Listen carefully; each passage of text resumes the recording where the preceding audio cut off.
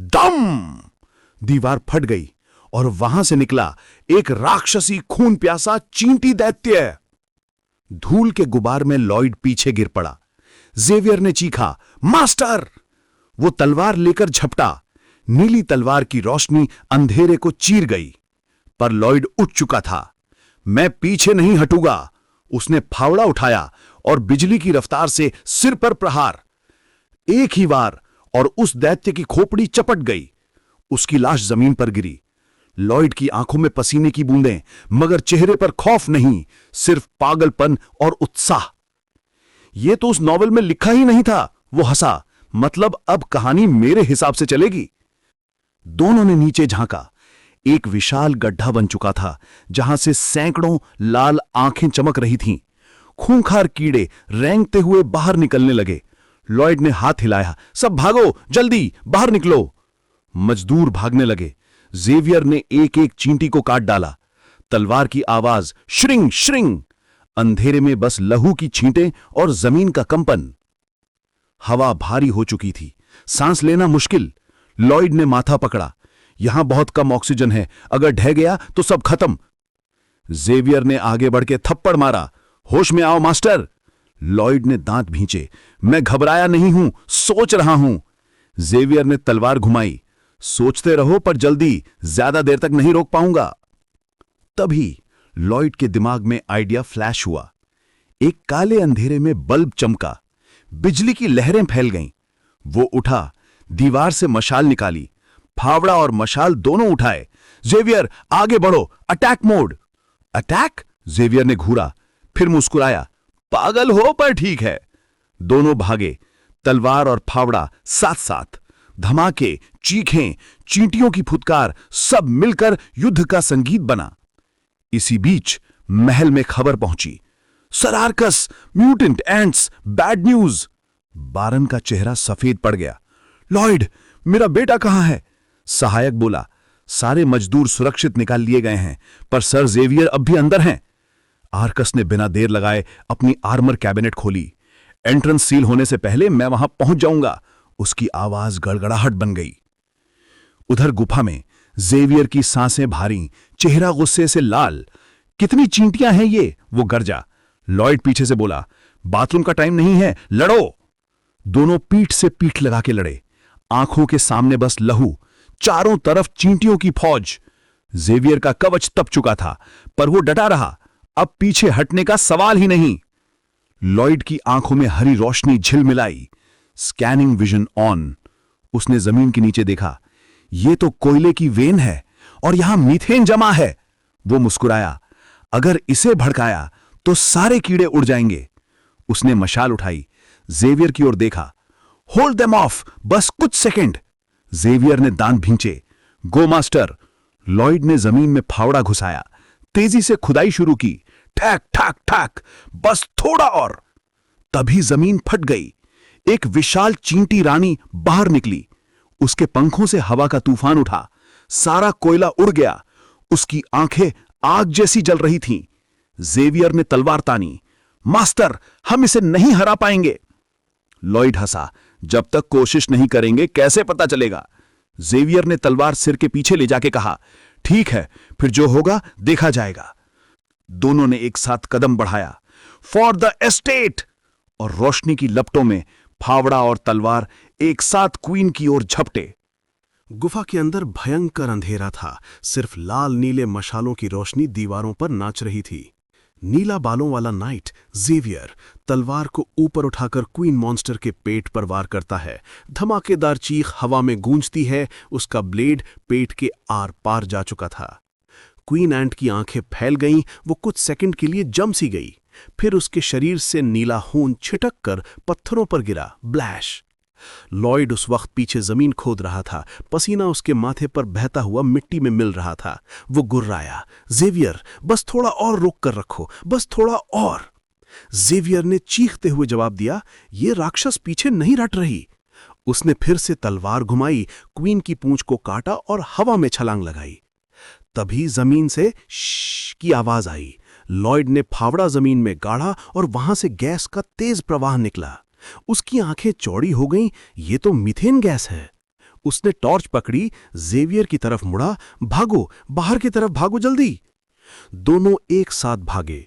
गुफा के अंदर चारों तरफ बिखरे एंट्स के शरीर, कटे हुए सर, जलती हुई आंखें और उनके पीछे गर्जना करती हुई क्वीन।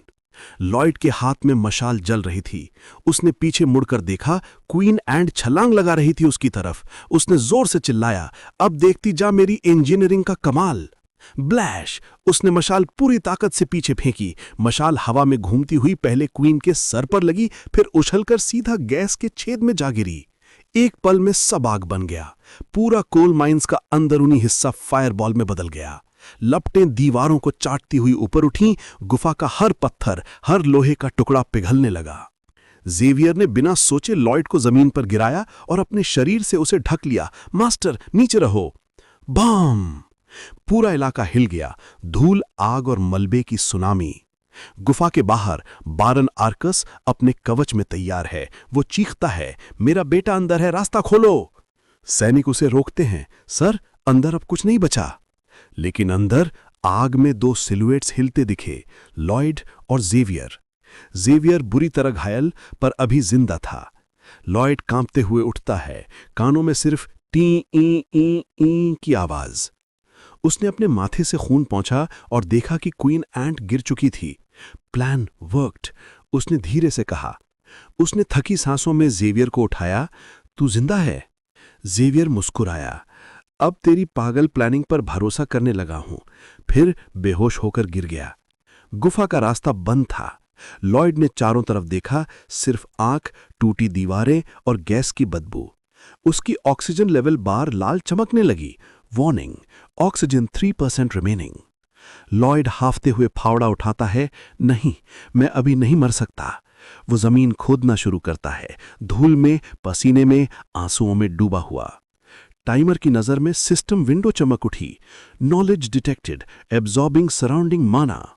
उसके शरीर के चारों तरफ नीला गोला बनता है। आसमान से नहीं, जमीन के भीतर से एक नीली ऊर्जा की लहर उठती है। लॉयड चिल्लाया, सिस्टम कोर एक्टिवेशन।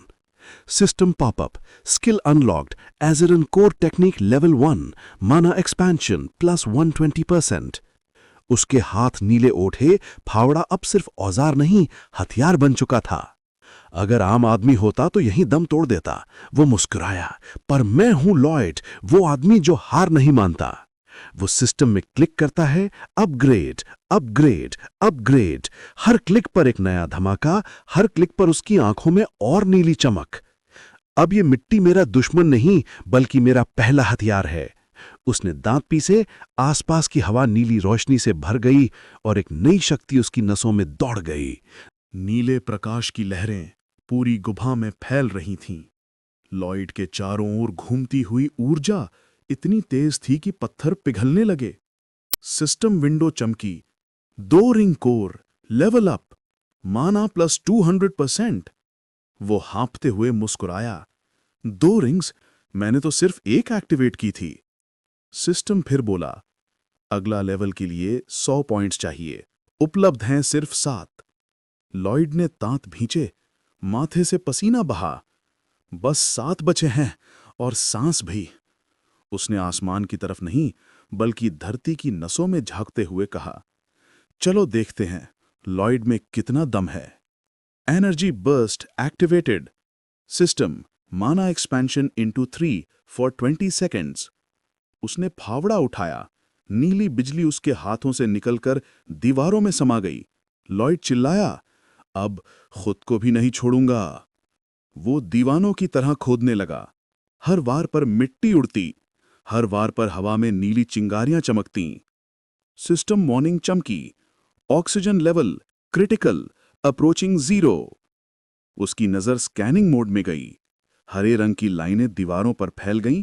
एक छोटा सा वॉइड दिखा, बस 3 मीटर। वो टूटते दम में गुर्राया, 3 मीटर और फिर सांसें वापस। लेकिन तभी स्किल का असर खत्म हो गया। उसकी आंखें धुंधली, शरीर भारी। वो घुटनों पर गिर पड़ा।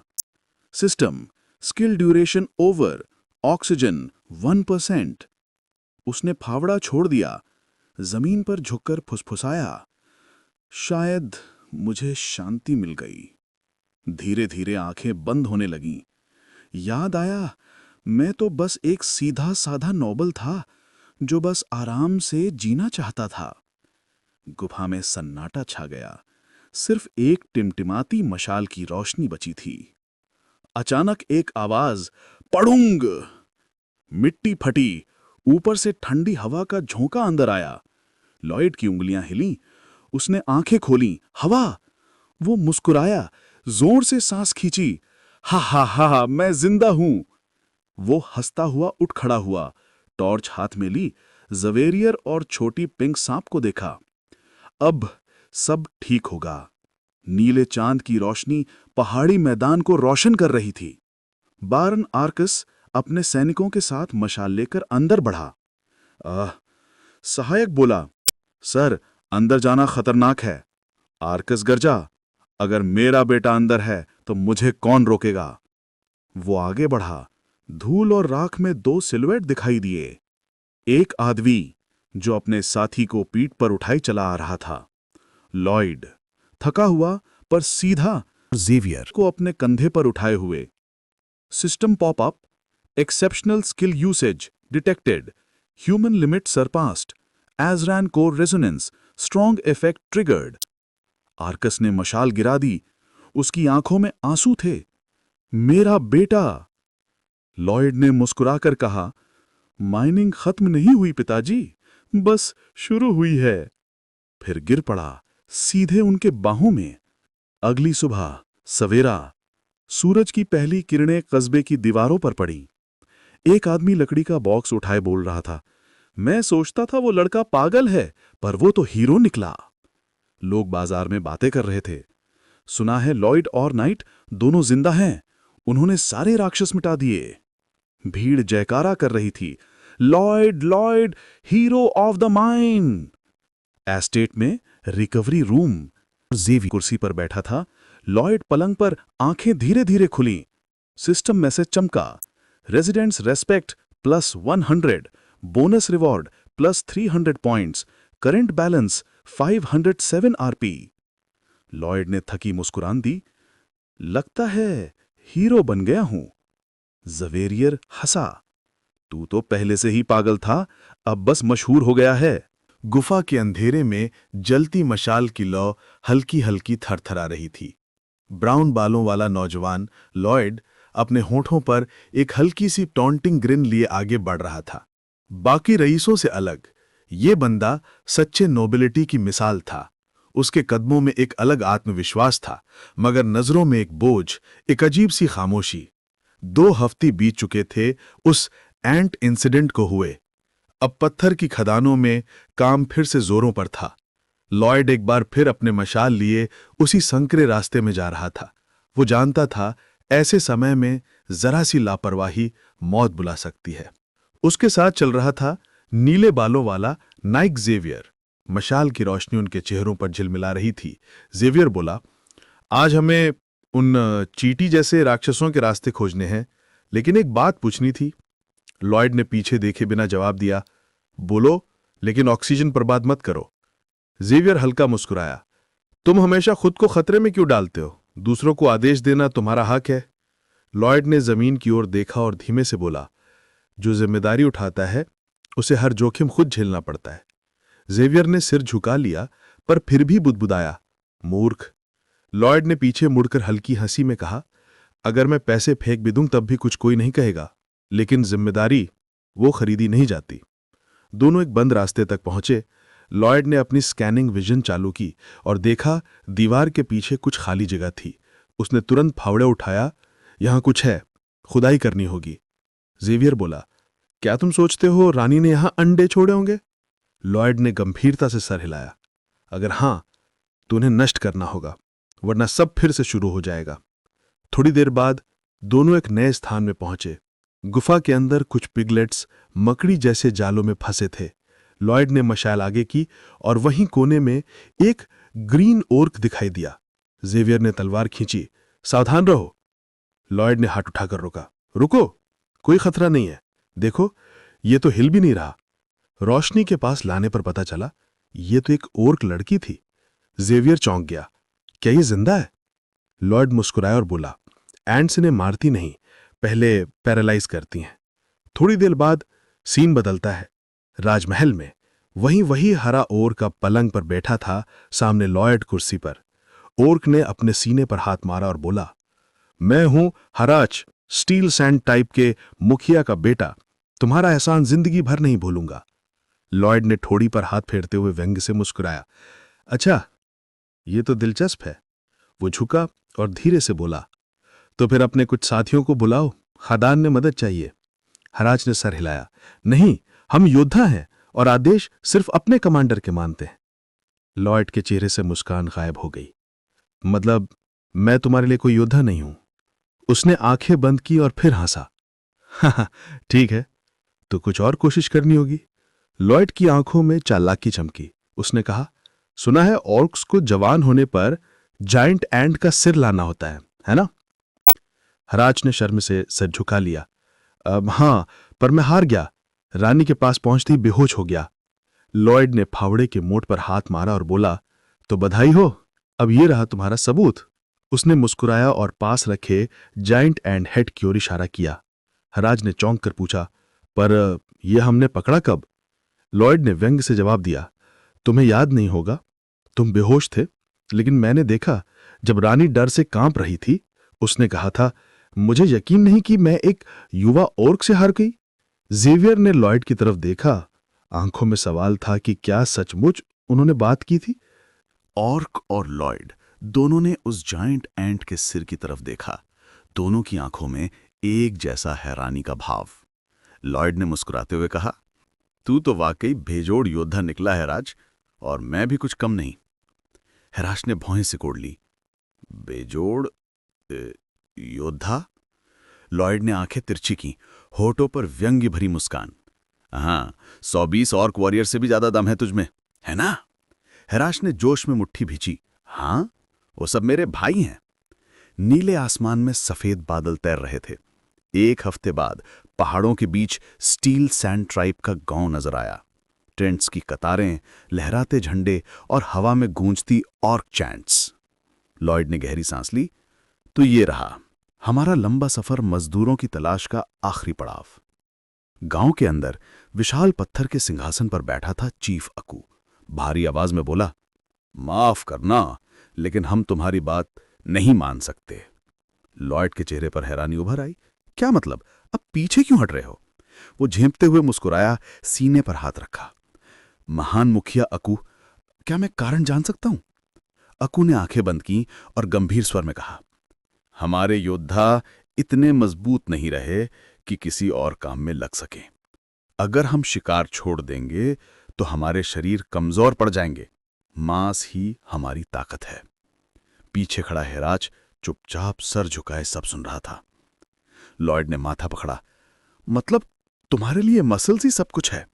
जेवियर ने हंसते हुए कहा, इनके लिए प्रोटीन ही जिंदगी है बॉस, छोड़ो ये प्लान। लॉयड ने सिर हिलाया।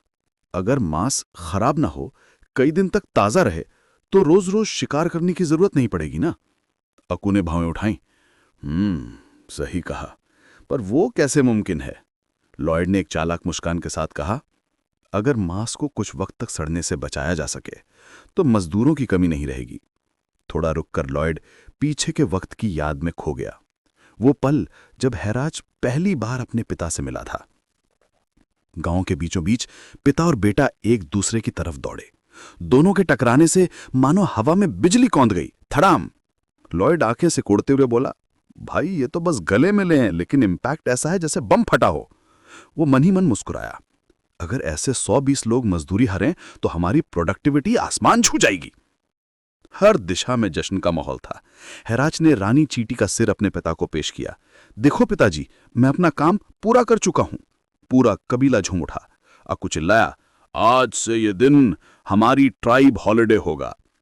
हर ऑर्क ने अपने कंधों पर भारी सामान उठा लिया और स्क्वैट्स करने लगे। लॉयड ने आंखें फाड़ दी। भाई, ये लोग वर्कआउट ऐसे करते हैं जैसे सोने का जिम हो। उसने देखा एक ऑर्क के हाथ में सोने का खंबा, दूसरे के पास गोल्डन लैंप। वो मुस्कुराया, यानी मजदूर भी मिलेंगे और खजाना भी। जेवियर ने बंद वाली पर्ची उठाकर कहा, तो समझो तय हो गया। हम बनाएंगे स्टोन कोल्ड स्टोरेज, बदले में ये देंगे हमें ढेरों कीमती चीजें। लॉयड ने शरारती अंदाज में कहा, तो अब जरूरत है खास पत्थर की, ग्रेनाइट की। जेवियर ने देखा, मगर इसे निकालना आसान नहीं होगा। लॉयड मुस्कुराया, डायनामाइट नहीं है, लेकिन उसका बंदा तो है मेरे पास। जेवियर ने माथा पकड़ा, मतलब तुम फिर उसे इस्तेमाल करने वाले हो?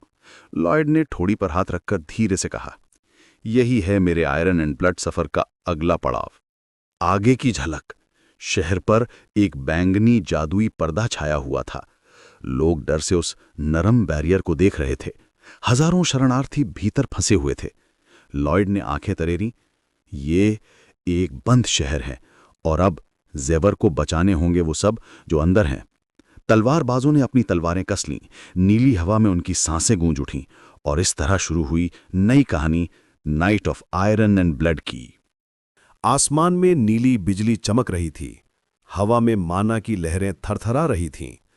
जेवियर अपने चारों ओर की तबाही को देख रहा था। उसके दिल से माना खिंच रहा था, जैसे किसी ने उसकी रूह को निचोड़ लिया हो। वो दांत भींचते हुए बोला, मुझे उन्हें बचाना ही होगा, चाहे मेरी जान ही क्यों न चली जाए।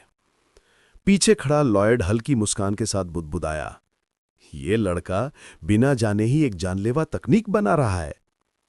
उसकी आंखों में चमक थी, जैसे किसी वैज्ञानिक को अपनी खोज मिल गई हो। नीली ऊर्जा का एक गोला हवा में घूमने लगा। जेवियर ने कहा, माना के दिल की रक्षा एक रिंग से और बाकी 3 से उसे स्थिर करना होगा। अचानक धड़ाम, एक जोरदार धमाका हुआ। नीली ज्वाला आसमान में फट गई।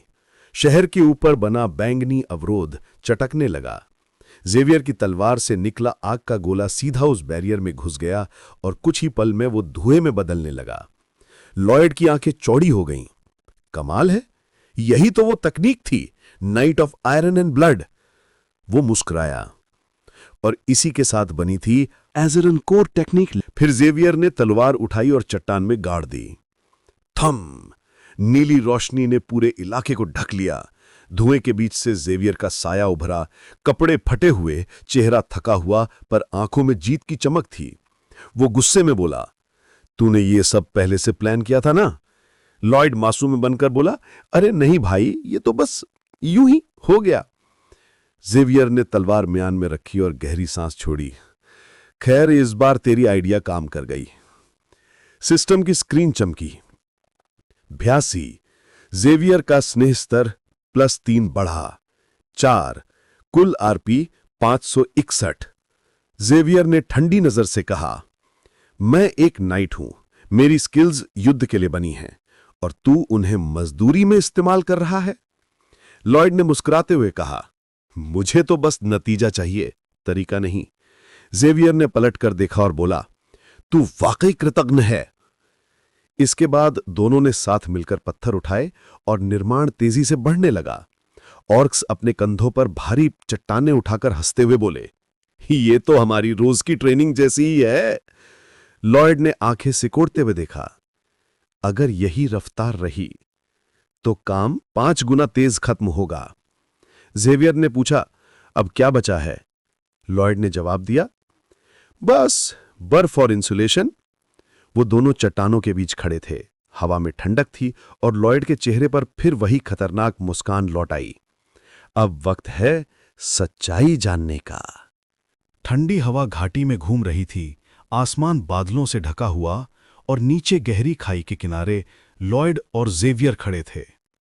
जेवियर ने आंखें सिकोड़कर कहा, इस घाटी में कुछ अजीब है। हवा में माना का बहाव गड़बड़ लग रहा है। लॉयड ने भौएं उठाईं। अजीब? कितना अजीब? जेवियर ने कहा, बहाव धुंधला है, सब कुछ ब्लर्ड है। लॉयड ने सोचा, ब्लर्ड? ये तो कुछ जाना पहचाना लग रहा है। वो अचानक ठिठक गया। उसकी आंखें चौड़ी हो गईं। रुको, ये तो वही जगह है जो नाइट ऑफ आयरन और ब्लड के पन्नों में थी। उसने जेवियर की तरफ मुड़कर कहा, चलो, यहां ज्यादा वक्त नहीं है, हमें निकलना होगा। जेवियर ने पूछा, क्यों, क्या हुआ? लॉयड का चेहरा सख्त हो गया। हमारे सिपाही शायद अब जिंदा नहीं है। सन्नाटा, सिर्फ हवा की आवाज। दोनों आगे बढ़े, जमीन पर पड़े घास और तिनके को देखते हुए। लॉयड ने एक स्ट्रॉ उठाया, मुट्ठी में कस लिया। वो बोला, यही है द रूइन गॉर्ज। दोनों ने सामने गुफा को देखा, काली, रहस्यमयी और खतरनाक। लॉयड ने कहा, कहानी की शुरुआत में यही जगह थी जहां डार्क मेज रफिन छिपा था। वो तिलमिला उठा और अब उसी ने हमारे लोगों को छुआ। जेवियर ने तलवार कस ली। चलो, मैं आगे चलता हूं। लॉयड ने कहा, रुको, पर देर हो चुकी थी। जेवियर का पैर एक मैजिक सर्कल पर पड़ा। भाम! धमाका! गुफा हिल गई। दोनों हवा में उछले, पीठ के बल गिरे। जेवियर ने कहा, मैजिक ट्रैप। लॉयड गुस्से में बोला, तू वाकई नाइट है, ट्रैप की गणना तो पहले ही करनी चाहिए थी। फिर वो सोच में डूब गया। कितनी बार वही गलती, लेकिन इस बार हमारा जेवियर वही गलती दोबारा नहीं करेगा। दोनों आगे बढ़े। लॉयड ने उंगली उठाकर कहा, तूने कहा था मैना फ्लो अनयूजुअल है ना? वहां, उस दिशा में। जेवियर ने आंखें बंद कीं, दोनों हाथ फैलाए। आसमान में नीले कण उड़ने लगे, हवा में मैना पार्टिकल्स चमकने लगे। लॉयड बोला, नेचुरल एनवायरनमेंट में माना कांस्टेंट होता है, पर जहां ये जमा है वहीं ट्रैप छिपे हैं। कण एक दूसरे से जुड़ने लगे। जेवियर ने कहा, वहां चलो, वहां कुछ बड़ा है। लॉयड मुस्कुराया। अब बात बन रही है। वो फावड़ा यानी शवल कंधे पर रखे आगे बढ़ा। जेवियर मन ही मन सोच रहा था, यह आदमी हर बार झूठ बोलता है, लेकिन आज कुछ अलग है। दोनों गुफा के अंदर बढ़ते गए। जेवियर बोला, हमें हॉस्टेजेस को जल्दी बचाना होगा। दूसरी तरफ एक आदमी काले चोगे में खड़ा था, चेहरा हुड से ढका हुआ। टेबल पर किताबें फैली थीं। उसने किताब बंद की। लगता है ट्रैप काम कर गया। अब देखते हैं कौन आया है। वो दरवाजे की ओर बढ़ा। मेरी तैयारियां पूरी हैं, अब मेरा एक्सपेरिमेंट सफल होगा। कमरे के अंदर कई लोग बंधे पड़े थे। उसने एक को बालों से पकड़कर बाहर खींचा। वो चिल्लाया, कृपया करो, मुझे मत मारो। डार्कमेज ने ठंडी नजर से कहा, तुम सिर्फ एक इंग्रेडिएंट हो। उसने साइट उठाई। ये मैजिक सर्कल नर्क से जुड़ता है। 100 दिनों से इंतजार कर रहा था, खून और युवा आत्मा के साथ। वो चीखा, परफेक्ट! और तभी लॉयड की आवाज गूंजी, रुक जा! डार्कमेज ने पीछे मुड़कर देखा। उसकी आंखें पूरी तरह पागल थीं। लॉयड की आंखें क्रोध से जल रही थीं। उस पर हाथ मत लगाना। रफिन ने हवा में एक और जादुई सर्कल बना दिया। कौन हो तुम और ट्रैप से कैसे निकल आए? लॉयड और जेवियर उसके सामने खड़े थे। अचानक दीवार उनके आगे भी उग गई और पीछे भी। लॉयड ने मुंह फुलाते हुए कहा, अब तो पूरी तरह फंस गए। रफिन मुस्कुराया, सो जाओ मेरे जादू में। एक नीली रोशनी फैली। लॉयड की आंखें हरी चमकने लगीं। सिस्टम ने नोटिफाई किया, fatigue resistance activated, 10 minutes, no tiredness. Lloyd जमीन खोदने लगा, तेज, लगातार। मुझे बस कुछ मिनट चाहिए, अब मैं एंड टनल में नहीं हूं। जेवियर ने आंखें मलते हुए कहा, तू तो सच में पागल है। लॉयड हंसा, कम से कम कोई तो है जो मेरे साथ है। वो इशारा करता है, चल उधर से निकल। जेवियर तलवार घुमाता है। उसकी तलवार से एनर्जी फ्लेयर उठती है और गुफा की दीवारें कांपने लगती हैं। बैटल शुरू हो चुका था। जेवियर ने अपनी तलवार दीवार में घुसाई और गरजा, एक्सप्लोजन स्किल, सक्रिय हो जा। अगले ही पल एक विशाल धमाका हुआ। आग का खंभा उठकर जादूगर के सामने फट पड़ा। रफिन जमीन पर गिर गया। उसकी आंखों में डर साफ झलक रहा था। ये कैसा राक्षस है? मैंने ऐसा कभी नहीं देखा। धरती में गहरा गड्ढा बन गया। उस गड्ढे से लॉयड का हाथ ऊपर उठा। धीरे धीरे वो मिट्टी से बाहर निकला। चेहरे पर धूल, आंखों में बिजली सी चमक। उसने नीचे देखते हुए कहा, इतना बड़ा राक्षस मैंने भी पहले कभी नहीं देखा। रफिन ने दांत भींचे और जमीन पर अपने दोनों हाथ पटक दिए। एक बड़ा जादुई चक्र चमक उठा। उस चक्र से धुएं और आग के बीच एक दूसरमला दैत्य उभर आया। रफिन पागलों की तरह हंसने लगा। मेरा प्रयोग असफल नहीं हुआ, यह मेरा सबसे ताकतवर निर्माण है। दैत्य गरजा। उसके लोहे जैसे शरीर पर आग की लपटें नाच रही थीं। लॉयड ने थोड़ी देर चुपचाप उसे देखा और बुदबुदाया, अब मुश्किल होने वाली है। उसकी टांगें कांप रही थीं, लेकिन निगाहें तेज थीं। जेवियर अचानक हवा में उछला। Ripping wave! उसकी तलवार से आग की लपटें निकलीं और उसने राक्षस को बीच से 2 हिस्सों में काट दिया। बड़ाम! रफिन की आंखें डर से फैल गईं। लॉयड हैरान रह गया। यह तकनीक उपन्यास में तो कभी जिक्र ही नहीं था। दोनों हीरो विजयी मुद्रा में खड़े थे। रफिन अब समझ गया था कि अब बचना नामुमकिन है। वो कांपते हुए जमीन पर गिर गया।